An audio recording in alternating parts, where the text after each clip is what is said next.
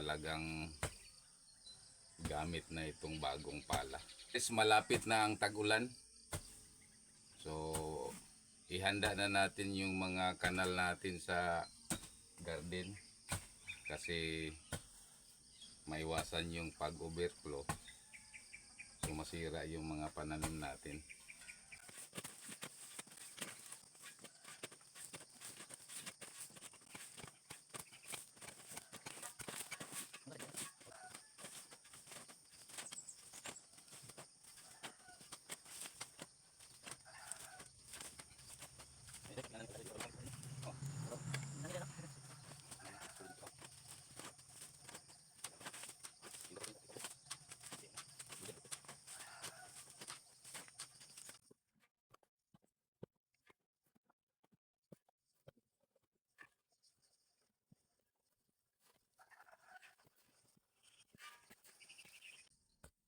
Talagang gamit na itong bagong pala.